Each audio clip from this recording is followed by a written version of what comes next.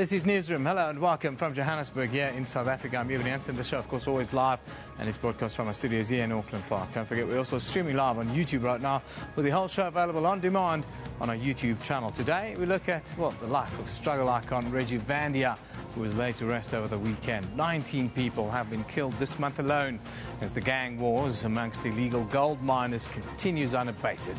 Necklace killings have resurfaced in South Africa. Our question of the day deals with that. It asks of you, why is vigilantism on the rise in South Africa? Once again, at SABC Newsroom, that's where you send us your question or your comment. We also, a little bit later, talk to an expert on American politics about the Donald Trump phenomenon. In our book slot, we look at Tomorrow's Battlefield, a book that, well, deals with the shadow of war that hangs over the African continent. That should be a very interesting one. Also, we'll look at the business of design to close the show a little bit later. But first, let's get the day's news from Manindo Mal.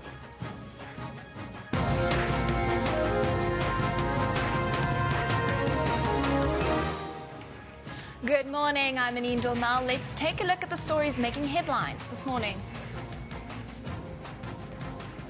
Mosebenzi Zwane will be sworn in as Mineral Resource Minister at the Union Buildings in Pretoria today.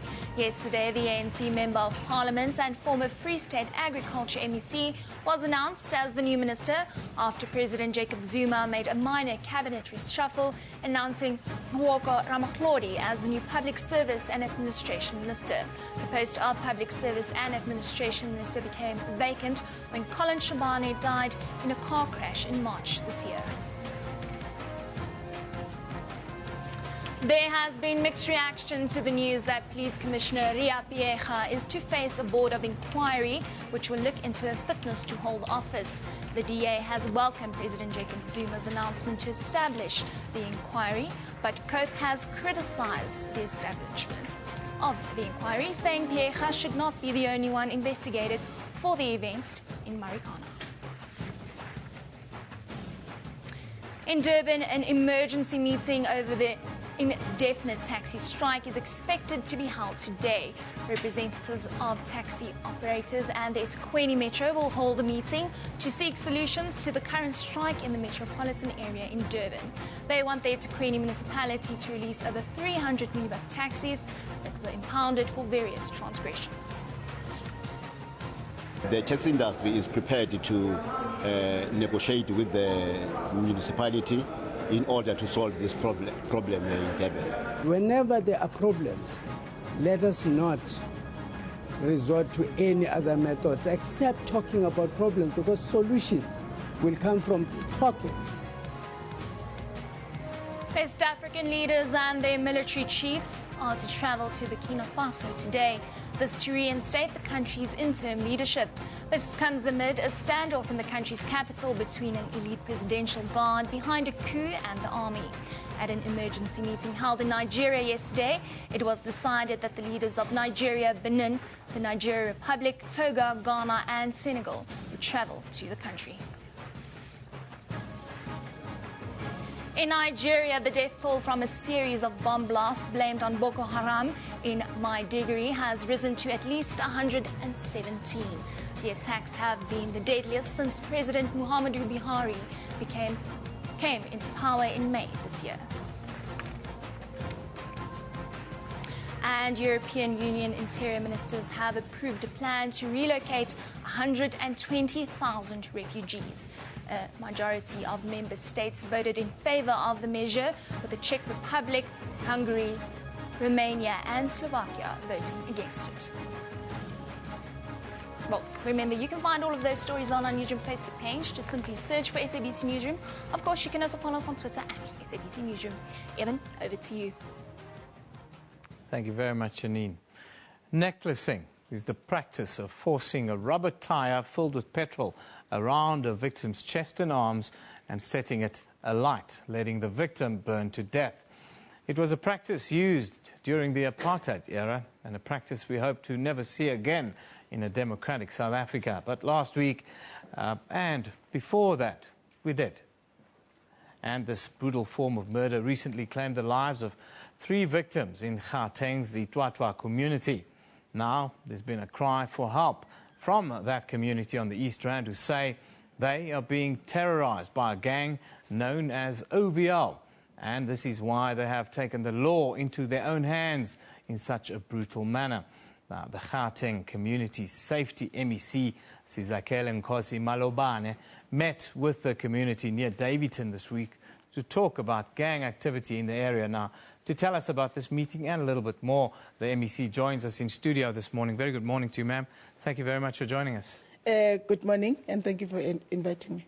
I understand that you've had meetings with the community, you've spoken about gang activity and so forth, and there should be a stop to this kind of vigilante killings.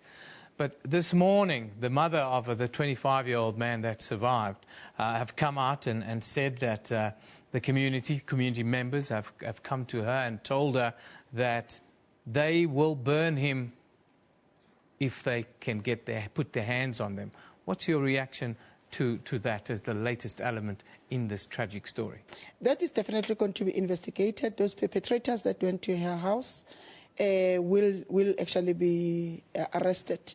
I've sent in a team to go and talk to her in order for her to assist us to identify those individuals that visited her house, and if she is able to identify them, we will then make sure that we open a case of intimidation and arrest those individuals, and also investigate them for the murder of the other victims of the necklacing that took place last week. Now, you've been leading the engagement between the community, gang members. What has been the outcome so far, and what's the kind of input that both sides of the story are giving? Okay. There were about 900 young people who claimed to be members of the OVL gang, but there were also members of the community who participated in the vigilante groups that decided to hunt down OVL's members. And of course, we all know that three of them were actually necklaced.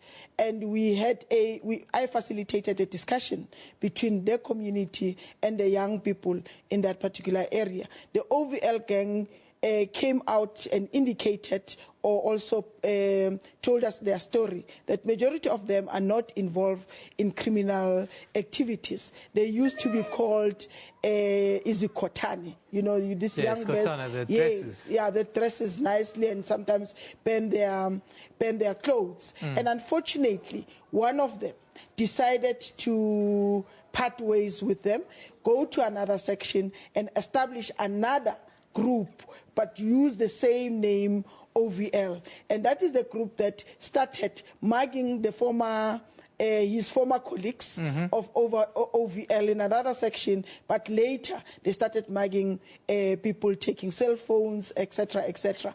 And that's what caused all the problems that we're faced with at the moment. But the community also got an opportunity to raise their concerns about the activities of these young boys, because it is not only dressing nicely, but it is also drinking excessively. And some of them are being actually suspected of taking drugs. But I gave both groups to be able to talk about their experiences, and also gave them an opportunity to come up with solutions to the problems that we have experienced at Etwatwa as well as Davidton. Have they put some of those solutions forward to you? We all agreed at the meeting that OVLs will cease to exist, but vigilantism will also stop in the area. I'm actually disturbed and also disappointed by those that decided to go and intimidate the mother of one of the victims. That's why I'm saying I've also indicated to them that any activity that is illegal in the area will be dealt with immediately, and we'll make sure that those that are behind it will actually be arrested. Now, the gangs are accused of terrorizing the community. The crimes, they don't seem to be that serious. What are they, mostly muggings and the like, or do they range a little bit more seriously? The cases that have been lodged with SABC, there are 29 cases, mostly is cases that happened right inside the schoolyards. It's assault, GBH, and also common assault. The other ones are the ones that me and you know about, which is three murders. We've indicated in a meeting that we'll still investigate the 29 cases, and those responsible for those 29 cases will also be arrested, but also the 3 cases of murder will be investigated, and the perpetrators of those murders will actually be arrested. We are aware one of them is actually in one of the provinces, and we have traced him. We will also be effecting arrest very soon. Well, it's nice to see that action is being taken immediately. I thank you for joining us. It's a very concerning practice, of course, with that resurfaced on the East Rand. The Gauteng Community Safety MEC, Sizakela Nkosi Malabani, I thank you for joining us today to give us this insight into a very concerning story for parents, principals, and the community alike. Thank you. Thank you very much, sir. Let's just take a quick look now at our picture of the day. Now, this one comes from Triv Works, and it's caused quite a bit of a stir on social media. This one is captioned, of course, a wall along the Mexican border with the Pope and Barack Obama, who met late yesterday or overnight Central African time, insinuating that the two are laughing at Donald Trump. Now, I can tell you we'll be talking about Donald Trump a little bit later in our show. In our show about Donald Trump, the phenomenon that is Donald Trump. Now, let's just take a quick look at what's happening internationally. Elsewhere, we start in New York. The International New York Times. Well, it says despite several dissenters, the European Union ministers approved a plan for individual countries in the bloc to accept a share of the 120,000 refugees. Then in Europe, the Times reports that hundreds of thousands of Volkswagen drivers in Britain are facing a mass recall of their vehicles after the scandal engulfing the car maker spread around the world yesterday. Then finally in India, the Hindu Times says Chief Minister Arvind Kejriwal yesterday finally opened up on his colleague Somnath Bharti, who's been on the run ever since the Delhi High Court rejected his anticipated bail plea a day ago.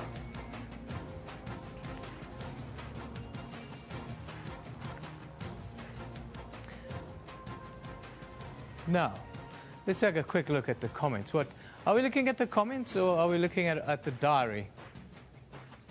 Let's take a look at what the comments are. It's just me who believes Minister of Mineral Resources, Marco Ramatlhodi, was doing great in his portfolio. Of course, this deals with a slight reshuffle of cabinet that we saw yesterday. Lebogang says Nwako will now have to deal with all unions during salary negotiations. Yes, that won't be easy. Rendani says Advocate Nwako Ramatlhodi was making great inroads in the mineral sector.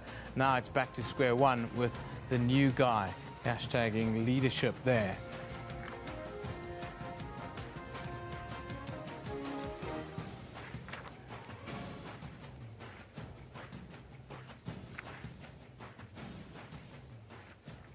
Now, the fight for control and share in the lucrative, illegal and abandoned mine industry here in South Africa continues unabated. It seems police say at least 400 incidents of illegal mining violence were reported between 2013 and last year. That's a year in Gauteng alone. The death toll arising from the turf war between rival illegal miners known as Zamazamas for this month alone now stands at 19. Last month, a study released by the South African Human Rights Commission revealed that up to 30,000 people are involved in illegal mining operations. The practice has been going on for at least the last 10 years, and it's increasing and becoming more complex. The Chamber of Mines says a 2013 estimate placed the revenue collected from illegal mining at around 5 billion South African rand. Now, SAHRC Commissioner and National Director of the Legal Resources Centre, Janet Love, conducted the study, and she's with us here in studio this morning. Morning, Janet. Thank you for joining us. Thank you for inviting me, and good morning to you. It's very interesting, the developments around this, what to call illegal industry. Just sketch for us the field under which illegal mining is taking place, and why do you think it's become such a battlefield? Well, first of all, I think it's important to note that in mining, there are a number of illegal activities, and some of those are conducted by small-scale subsistence individuals. And those are the artisanal miners and include the people who are described as zama-zama. But there is quite a lot of other illegal mining going on, which is sometimes even involving people in the formal section of the industry. So I think that there is a difficulty in simply focusing attention in terms of illegal operations on probably the poorest and most vulnerable, even though, of course, that is where a lot of the criminality is taking place and the violence that you referred to. Is it a relative free-for-all, or do we know who these people are? Who are the shadowy characters behind that benefit the most? Do we have any idea? Well, the South African police and intelligence services have been working together with the formal mining sector for some years now in order to try and uncover some of those individuals. And clearly some of them are likely to be abroad because some of the goods that are smuggled into the country, like mercury, are from abroad. But there are, in all likelihood, people who are based within South Africa who occupy quite senior positions, certainly to enable some of that gold to be refined in the formal refinery in South Africa. So at this stage, to our knowledge, the security services have not managed to uncover a sufficient body of information to bring the practice to an end. In fact, the practice is increasing, even though the security resources that are being put to deal with it have increased as well. What are some of the other interesting facts that you've managed to uncover in your study? Well, I think that what for us was the starting point was that we had a number of very mixed messages. We have communities that are very disturbed by the violence and the presence of poisonous substances that are being used in these illegal operations. But equally, we have members of the communities that surround unclosed mines and unclosed mine shafts, and operations that involve the formal sector in polluting water resources, who have been more concerned about the formal sector and believe very strongly that this informal sector of illegal miners could be put to good use to rehabilitate the slime dams, to rehabilitate some of the mine dams. And so there was a set of mixed messages. On the one hand, you have a threat, but on the other hand, you have some serious opportunity that communities believe could be exploited. Were the policymakers, were people in the formal industry willing to talk more seriously about a range of options, including obviously security options, but not exclusively based on security, trying to be a little bit more creative? Is the will there amongst all the stakeholders, if you can call it that? And also if you can maybe just wrap up by telling us the kinds of other recommendations that you've been putting forward. Well, we've been putting forward recommendations, firstly, that ask for the law to be reviewed in terms of this very small-scale operation. Secondly, we've put forward recommendations to ensure that those miners who are recruited formally from the external part of Africa into our mines and are then subsequently retrenched, that there are proper arrangements made for them in terms of social and labour plans, in terms of workman compensation, and in terms of some kind of unemployment, so that their only option does not involve remaining here to become operating in illegal mining operations. And thirdly, we've asked for both government and the chamber to interact very intensively in a way that recognises that every mineral needs a separate operation. Gold and zama-zamas have very many threats. They have some opportunities. But when you come to diamonds and you come to places like the Northern Cape, we believe that there are far more opportunities than threats. Well, thank you for joining us. There is light at the end of the tunnel, it seems. Thank you for joining us. Janet Love is a South African Human Rights Commission Commissioner and National Director of the Legal Resources Centre. Of course, we're talking about illegal mining, gold mining here in Gauteng, very popular. Also, they're known as zama-zamas. Now, Before we go to a break, let's just quickly look at what's happening around the country here today. We start here in Johannesburg, as you can see, where the Constitutional Court has dismissed a bid by Legal Aid South Africa to appeal a High Court judgment which claimed that it provide legal aid to miners arrested and injured during the strike at Marikana. Then in Durban, a police officer working at a training academy in Chatsworth is facing fraud charges for selling fake medical certificates to trainees there. Interesting little story there. Time for us to take a break. We'll be back with more right after this.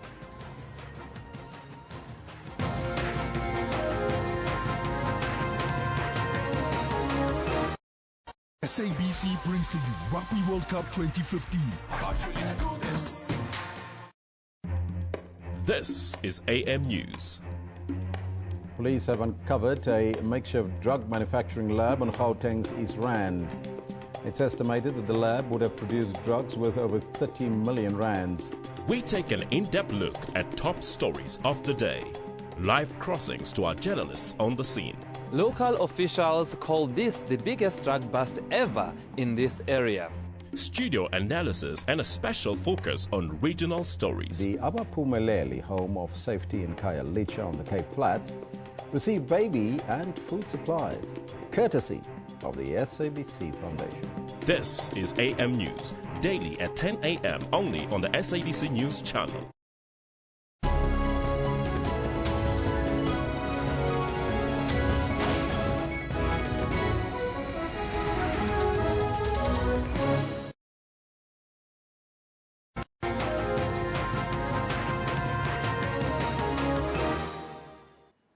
Welcome back. You're watching Newsroom. Struggle stalwart Reggie Vania was laid to rest over the weekend. Today we look at the life of Reggie Vania and what contribution did he make to the struggle for peace and democracy here in South Africa. Reggie Vania joined the struggle against apartheid while he was still a teenager. In 1964, he was sentenced to 10 years imprisonment on Robben Island alongside now President Jacob Zuma.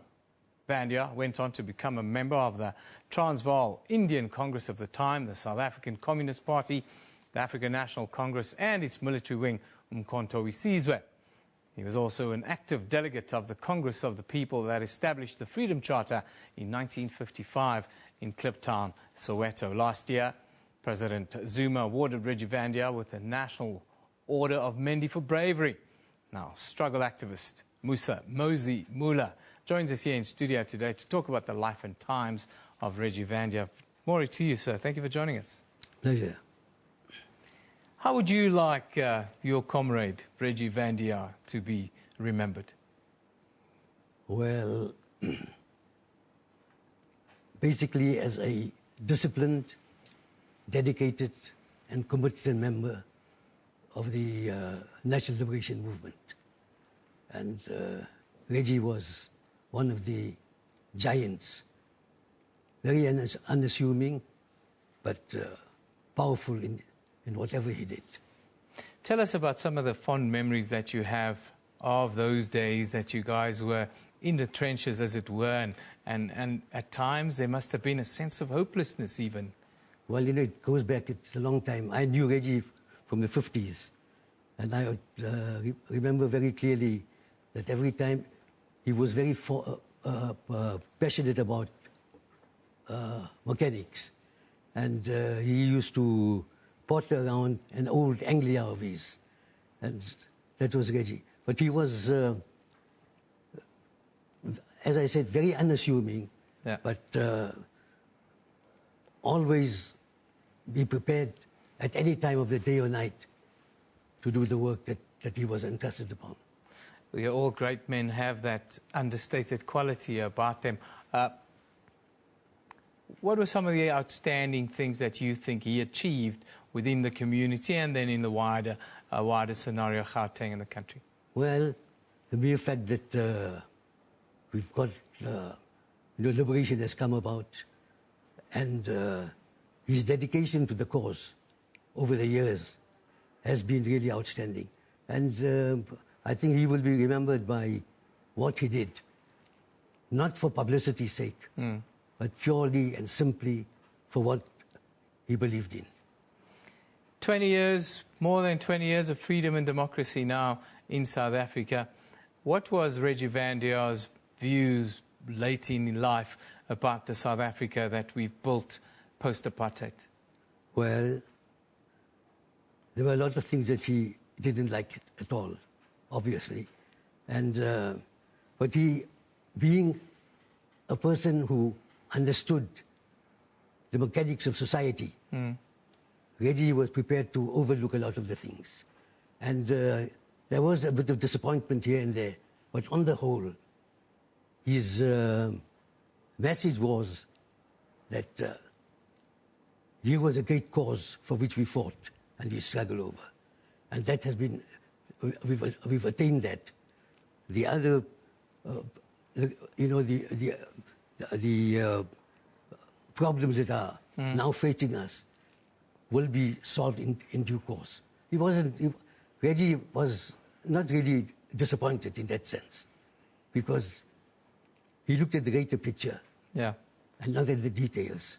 So I think Reggie, that would be Reggie's great contribution and his understanding of what was taking place. Talking about the bigger picture, always sacrifices have to be made when one looks at the bigger picture and you try and build out. Unfortunately, South Africa, one of the sacrifices today, one would think, is that our society is quite unequal still. How do we today carry on and achieve the ideals that men like yourself and Reggie Vandia fought for? Well, you know, obviously, the problems that we are facing today are societal problems, essentially. When the question of violence, the question of corruption, the inequality, the unfair. But overall, looking at the picture, looking at the big picture, what has been achieved cannot be underplayed or underestimated. And, well, the new generations and the current generation has to come into the picture and play a part and make their contribution to the establishment of a free, just and democratic society. What's your message in conclusion to young South Africans today who at times like to complain and like to have things easy? What's our duty? What must we do? First of all, education. Ensure that you educate yourselves and be informed, and to participate in every possible way for the betterment of society. Thank you for joining us. It's very, very nice to talk to someone like yourself who played such a crucial role in our struggle for liberation, and then to remember the great Reggie Vandia. Thank you for joining us today. Musa Mosi Mula, struggle veteran here in South Africa. Thank you, sir. Thank you. Now, we move on. Republican Party front-runner for the 2016 United States presidential elections, Donald Trump, has had a major upset. For the first time, Trump faced an onslaught of serious policy questions that revealed his lack of preparation, his critics said.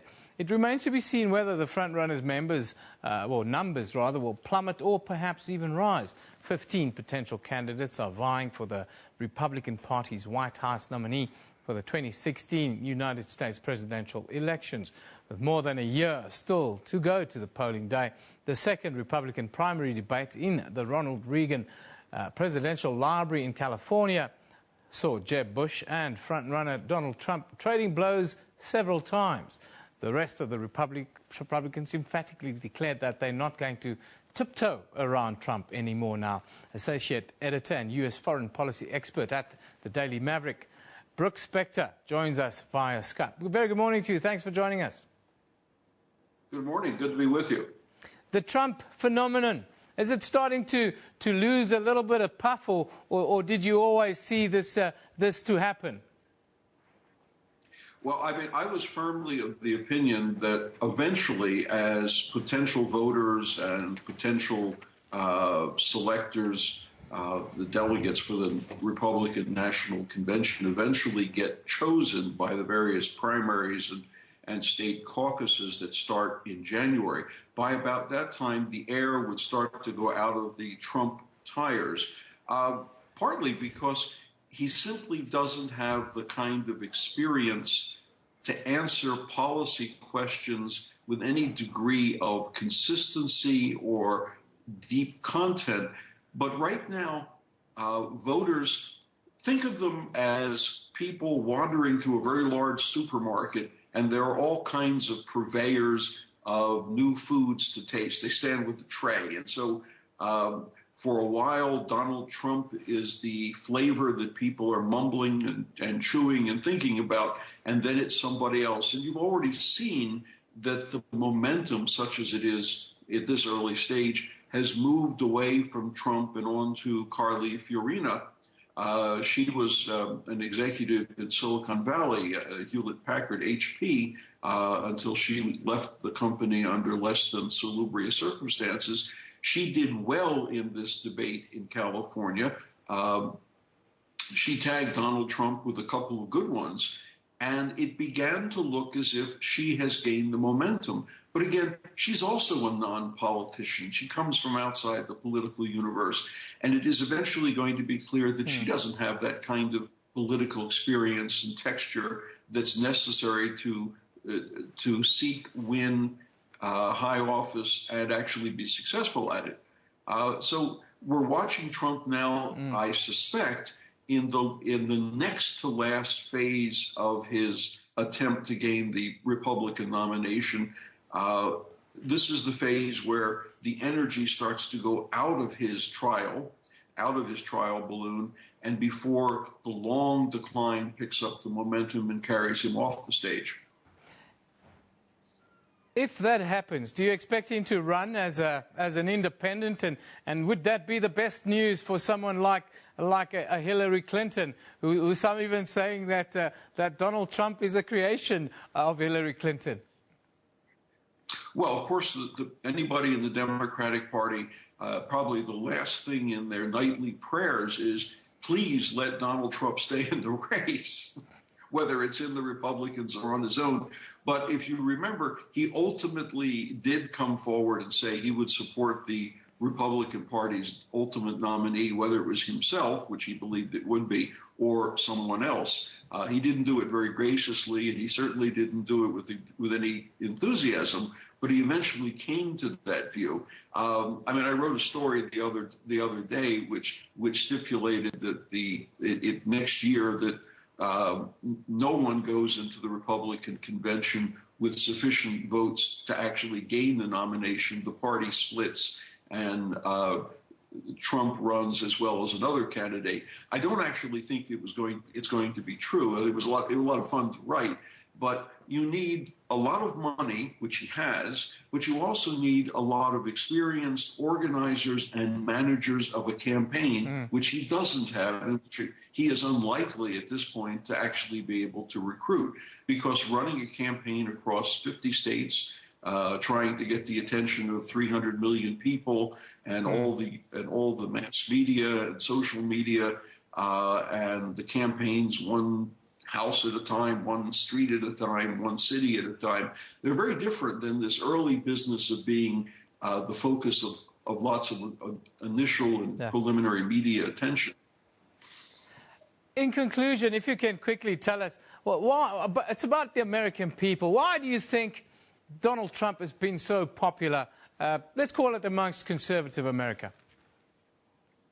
Well, I think it's less conservatives as it is more people who say they're tired of the way Washington, which is a synonym for the government and government policies, they're tired of the way the government runs. They're tired of the decisions. They distrust the government. And this is a skein of thinking that goes back, It goes back 40 years from the period around the Watergate scandals with Richard Nixon and the Vietnam War, which was a winning proposition until very clearly it became very much a losing one. So there's been a gradual accretion of discontent and distrust of government that has only increased over the years for many people.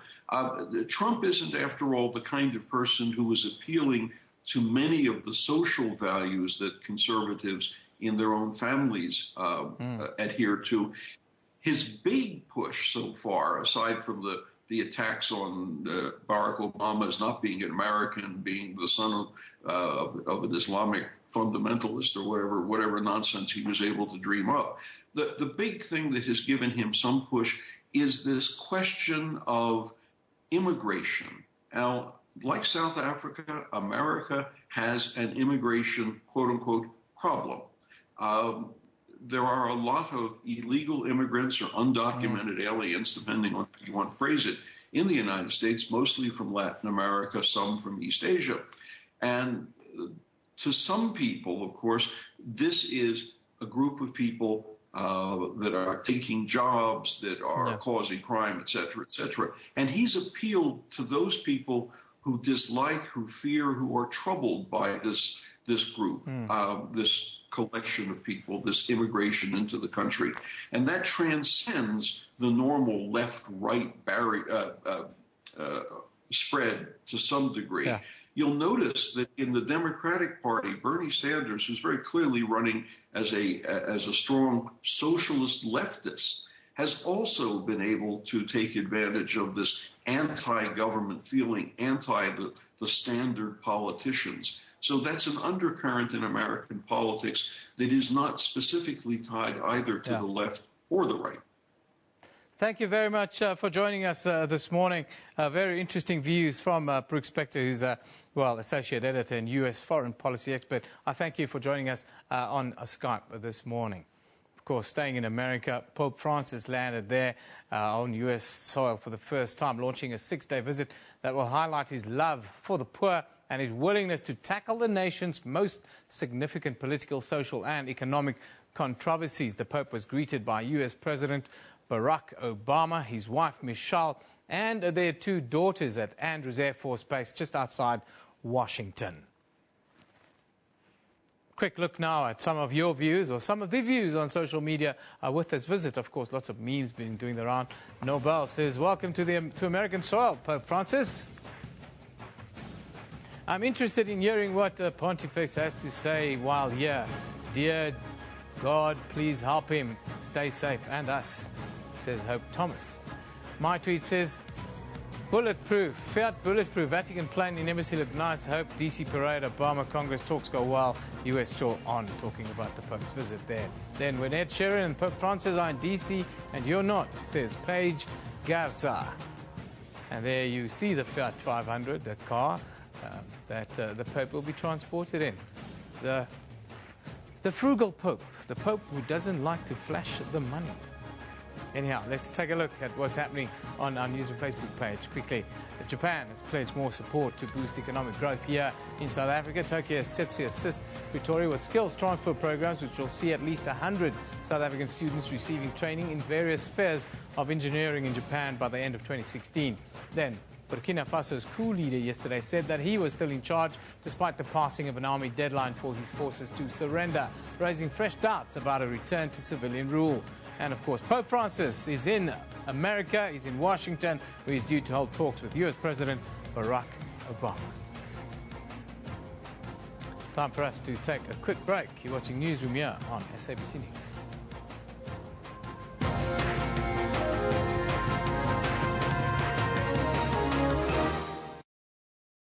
SABC brings to you Rugby World Cup 2015.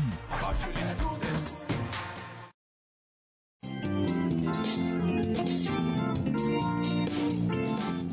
Makamelo Sekhuntse, one strong woman who said no to hunger. She never allowed circumstances to pull her down. At daybreak, she is up and running in the streets of Johannesburg to make her living. After 12 hours of hard work, she goes back home being able to put food on the table. Join me, Bule Molebatsi, on your show about those who take on and conquer life challenges every Saturday at 5:30.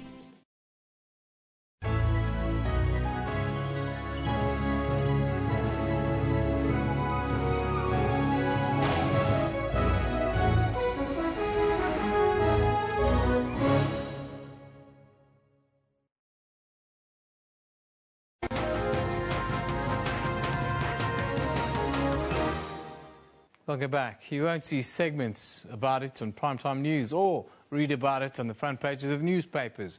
but a looming shadow of war hangs over Africa. Behind closed doors, US officers now claim that Africa is the battlefield of tomorrow. As a growing number of African countries destabilize, America prepares for a future of explosive conflicts. The Afro-Middle East Center has released their latest book. It's entitled Tomorrow's Battlefield, US Proxy Wars and Secret Ops in Africa. It's written by Nick Terse, an award-winning journalist and historian. Terse exposes the shocking truth of the US military's spreading of secret wars on the continent. Now, to tell us a little bit more about the book and about the thinking, we are joined by the Executive Director at the Afro-Middle East Center, Naeem Jinnah. Very good morning to you. Thank you. The big idea behind the book, what do you see it as? Well, I think what Nick Terse does in the book is exposes something that has been attempted to be kept quiet. That is the American military activities on the African continent, particularly since 2008 when the US created its US Africa Command, or AFRICOM as it's called, and the kind of explosive growth of AFRICOM activities between 2008 to 2010, 2012, 13 and now. Do you think bringing this kind of information forward, bringing it to light in a book like this right now, we can maybe change the way that this is happening, or even just shed a light on it? Well, one thing is shed light on it.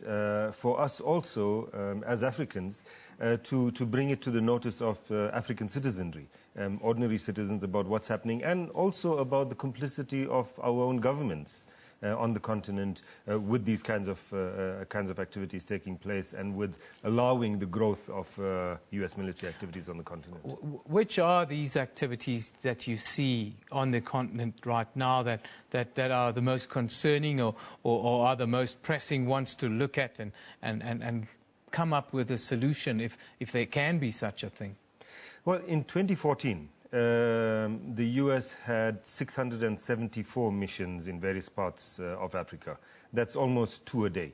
Now, these include things like training exercises, but they also include actual involvement in warfare. Yeah. Of course, in the past few years, the big one, of course, was US involvement in Libya. Yeah. And the fallout of that Libyan adventure we saw in Mali, we saw in Niger, other parts of that part of the continent. So it's everything from war to training, to supporting different kinds of groups, not only state militaries, but other. So, for example, the coup in Mali was initiated by a guy who was mentored by AFRICOM. A group in the DRC that was exposed by the UN for committing mass rapes, etc. People were trained by AFRICOM. We see the refugee crisis, it ties in directly to this. Just give us your view how these kinds of interventions, military interventions, play out in the kinds of refugee crises that we see, not just heading into Europe, but elsewhere in Africa. Yeah, I mean, in many parts of Africa where you have these kinds of conflicts, and then they're supported by foreign intervention. So there's other places where AFRICOM supports French intervention in different parts of the continent. But also, for example, the US maintains bases in East Africa where it conducts operations in Yemen. Now, you know, while everyone is looking at the refugee crisis in Europe, no one is really paying attention to the fact that tens of thousands of refugees from Yemen are ending up in East Africa and creating quite a situation in those countries, Burundi, etc., Somalia, etc.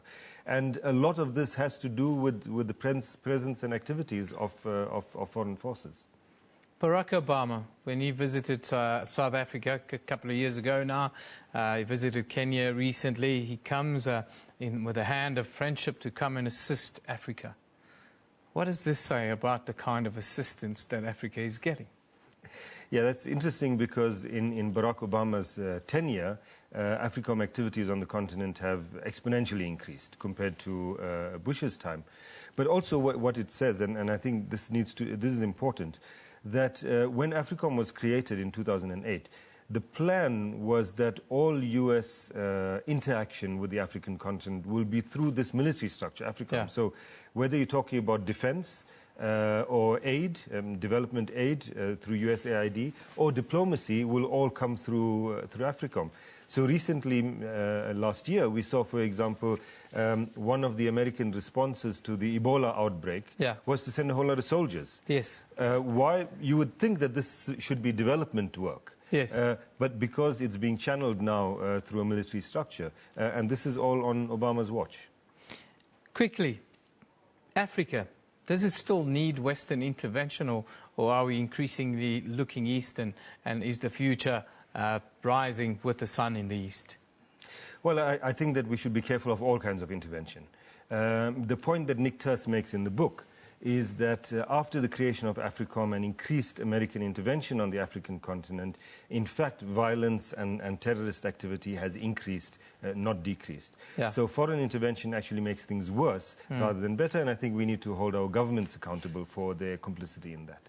Well, Naeem, thank you for joining us. It's a great book. It's called Tomorrow's Battlefield. If you want to know what is happening behind the fabric of our continent and society, the wars, the black ops, the secret ops, proxy wars, and so forth.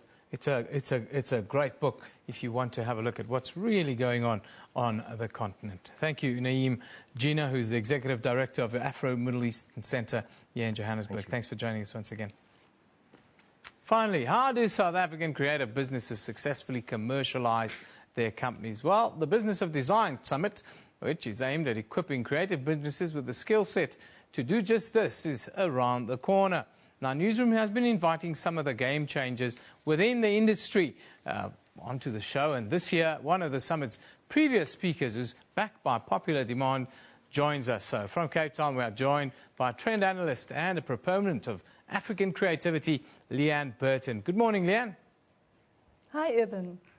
Now, just tell us, you're very involved with the Business of Design Summit this year. Why are you such a believer in what this summit aims to do? I think after the previous segment, with kind of the pessimism about the fabric of the African continent, designers certainly make me feel really optimistic. They say to be a designer, you have to be an optimist because you see possibilities. So Business of Design also has a wonderful focus on entrepreneurs. We need entrepreneurs. We need people running businesses that create jobs. So everything about it inspires me. Now, you are head of communications for Cape Town's successful World Design Capital bid. Tell us what it meant for South Africa and Cape Town. I think that I previously worked in tourism, and it was so clear that Cape Town had a very strong holiday positioning, sun, sea and sand, and there wasn't really a sense of understanding that there are people here doing exciting things, innovative things.